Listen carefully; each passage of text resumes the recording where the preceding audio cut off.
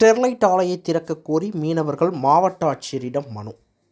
தூத்துக்குடி திரேஸ்புரம் பகுதியைச் சேர்ந்த அனைத்து மீனவர்கள் ஸ்டெர்லைட் ஆலையை திறக்க உடனடியாக நடவடிக்கை எடுக்க கோரி இன்று மாவட்ட ஆட்சித்தலைவரிடம் மனு அளித்தனர்.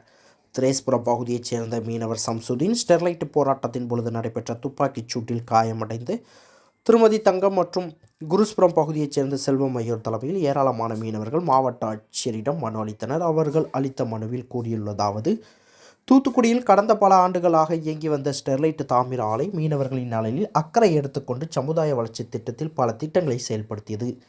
மக்களின் அடிப்படை தேவைகளில் ஒன்றான காப்பர் உற்பத்தி செய்து வந்த இந்த நிறுவனத்திற்கு எதிராக பலர் போராட்டம் நடத்திய பொழுது மீனவர்களாகிய எங்களிடம் இந்த நிறுவனத்திற்கு எதிரான பல உண்மைக்கு மாறான கருத்துக்களை பரப்பினர். இதன் காரணமாக தவறான வழி நடத்தல் காரணமாக நாங்களும் ஸ்டெர்லைட் எதிர்ப்பு போராட்டத்தில் கலந்து கொண்டோம்.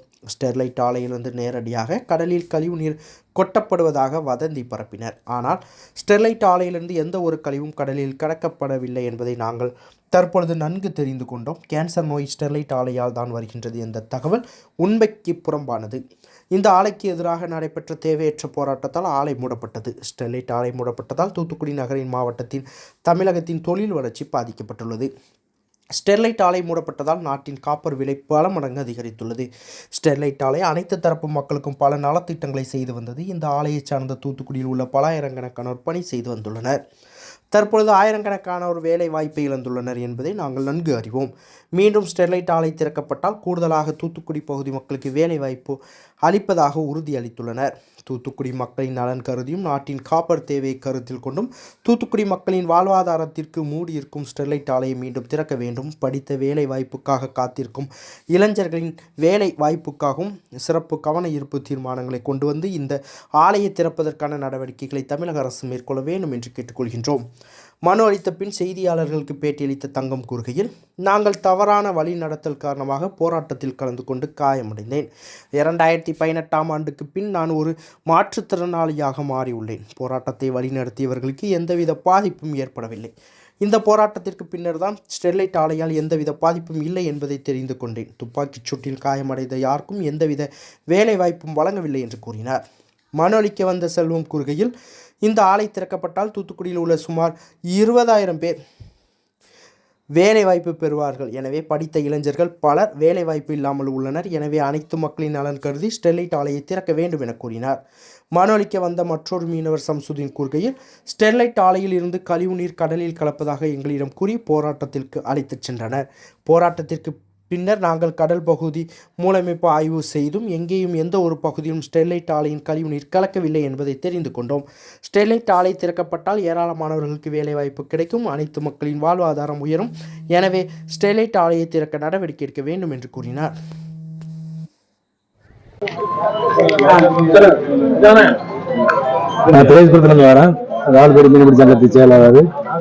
என்ன காரணத்துக்கு வந்திருக்காங்க ஸ்டெர்லைட் ஓபன் பண்றாங்கன்னு எதுக்கு நீ ஸ்டெர்லைட்டுக்காண்டி கூட்டு போன காரணம் என்னன்னா, உங்க இடத்துல கழிவு நீர் வருது, ஏன்னா கடலூர்ல மீன் வளர்ச்சி பூரா கம்மியாகுது, உங்க இடத்துல கழிவு நீர் பைப் போட்டுருக்காங்க, அதை போட்டுருக்காங்க சொல்லி கூட்டு போனாங்க. போனதுக்கு போயிட்டு வந்த பிறகு எங்களுக்கு விசாரிச்ச பார்த்துதான் அப்படி கழிவு நீரே வரல ஸ்டெர்லைட் வந்து. எங்களுக்கு இப்பதான் எங்களுக்கு புத்தி வந்திருக்கு. அதனால இந்த ஸ்டெர்லைட்டை ஓபன் பண்றதுக்கு நல்ல வாய்ப்பு கொடுக்கணும். அந்த ஸ்டெர்லைட்டை ஓபன் பண்றதுக்காண்டி கலெக்டர் ஆகிட்ட மனு கொடுக்க வந்திருக்கேன் ஒரே நாள். ஆனா ஏகப்பட்ட மனு கொடுத்துட்டேன், கையெல்லாம் தேஞ்சு போச்சு. ஆனா இந்த டைப் கொடுக்க வேண்டிய மனு நீங்க நல்லபடியாக பார்த்து வரவேண்டி நல்ல நன்றி ரொம்ப கேட்கிறோம். கடலூர் மக்களுக்கு வாழ்வாதாரம் உயரும். நன்றி. சம்சுதி. வணக்கம். நான் ஸ்டெர்லைட் ஆலைக்காக ஆதரவுக்காக வந்திருக்கேன். இதே 2018 எதிர்ப்புக்கு நான் வந்தவ தான். அப்போ எந்த இதுவும் தெரியாமல் நாங்கள் நிறைய பேர் அதில் கலந்துக்கிட்டோம். நிறைய பேர் கலந்துக்கிட்டதுனால நிறைய பேர் பாதிச்சு ஒவ்வொருத்தருக்கும் ஒவ்வொரு கையிழந்து மண்டை உடைஞ்சு எல்லாம் நிறைய பேர் அதில் பாதிக்கப்பட்டிருந்தாங்க. அப்போ என்ன ஏது நாங்கள் வெறும் தெரியாமல் போயிட்டோம். ஆனால் அதுக்கப்புறம் தான் தெரிஞ்சது எங்களை எல்லாம் ஒரு இசு மாதிரி நடத்துறவங்க எல்லாம் சேஃப்டியாக நான் அத்தனை வருஷம் போடணும்னு சொன்னாங்க. அவங்களுக்கு யாருக்கும் எந்த ஒரு பாதிப்பு இல்லாமல் அவங்க சேஃப்டி ஆகிட்டாங்க. ஆனால் நாங்கள் பாதிக்கப்பட்டோம். நாங்கள் பாதிக்கப்பட்டதுக்கு எங்களை அப்போ ஒரு இது நடத்துகிறோம் அப்படின்னா மக்களை பாதுகாப்பாக அதை கொண்டு வந்து நடத்தணும். அப்படி இல்லைன்னா அவங்க அதில் நடத்திருக்க கூடாது. இப்போ நாங்கள் அதில் பாதிக்கப்பட்டு நிறைய பேர் அதை ரொம்ப கஷ்டப்பட்டுக்கிட்டு இருக்கோம். நானும் 100 நாள் ஹாஸ்பிட்டல் அதுலேருந்து பாதிக்கப்பட்டவ தான். இப்போ என்ன அப்படின்னா எங்களுக்கு நாங்கள் நல்ல விசாரிச்சு பார்த்ததுல எங்களுக்கு ஸ்டெர்லைட் ஆலையில் நிறைய பேர் வேலை இழந்து நிறைய பேர் தவிச்சுக்கிட்டு இருக்காங்க அப்படின்னு என்ன பொறுத்த அளவுக்கு எனக்கு வந்த நியூஸ் அதுதான். நிறைய பேர் நீ ஏமா நீ இதுக்கு போன, எவ்வளவு நாங்க வேலை இல்லாம தவிச்சுக்கிட்டு இருக்கோம், நீ எதுக்கு போனோன்னு தான் என்கிட்ட கேட்டாங்க.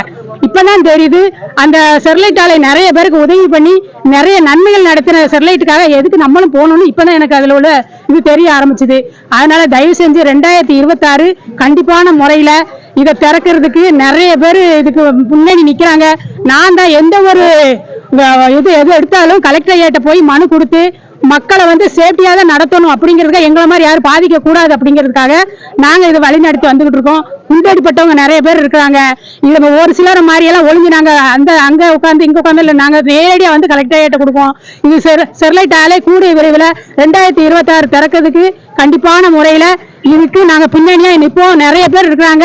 இதை வந்து மத்திய அரசு மாநில அரசு எடுத்து நிறைய தொழிலாளருக்காக எவ்வளவோ போராட்டங்கள் நடத்தி மறுபடியும் அதை எடுத்து நடத்தலையா ஒவ்வொரு தொழிற்சங்கத்தை, அது மாதிரி இந்த ஸ்டெர்லைட் ஆலையும் கண்டிப்பான முறையில இதை நடத்துறதுக்கு நீங்க முயற்சி பண்ணுங்க ஐயா. இது நாங்க இன்னைக்கு மண்டே பெட்டிஷன் கொடுக்க வந்திருக்கோம். கண்டிப்பான முறையில எங்களுக்கு ஒரு குரல் கொடுங்க ஐயா. என் பேர் செல்வம். செல்வம் இருக்க குறிப்பிடம். அந்த ஸ்டெர்லைட் ஆலை பிரச்சனைக்கு என்னையும் போராட்டத்துக்கு கூட்டு போனாங்க. ஆனா என்னை அறியாம நான் போயிட்டேன். ஆனா அவங்க ஒரு சில பேர் காரியத்துக்காண்டி எல்லாரும் கூட்டு போய் எங்களை ஊனமா ஆக்கி விட்டாங்க. நாங்களும் கலெக்டர்கிட்ட எவ்வளவு மனு கொடுத்தா எங்களுக்காண்டி வேலை வாய்ப்பு எதுவுமே கிடைக்கல. எங்களுக்கு இந்த ஸ்டெர்லைட் வந்து எல்லாமே நல்லதான் பண்ணிக்கிட்டு இருக்காங்க.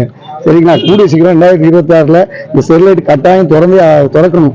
ஏன்னா இது திறந்தா நம்ம தூத்துக்குடி மக்களுக்கு 20,000 பேருக்கு வேலை இருக்கு. நிறைய பேர் இளைஞர்கள் வேலை வாய்ப்பு இல்லாம அலைகிறாங்க. இது திறந்தா நம்ம ஊர் மக்களுக்கு நல்லது. கூடிய சீக்கிரம் விரைவில் திறக்கணும். செய்திகளை உடனுக்குடன் தெரிந்து கொள்ள உங்கள் கரம் டிவியை சப்ஸ்கிரைப் செய்யுங்கள். அதோடு பெல் பட்டனையும் கிளிக் செய்யுங்கள்.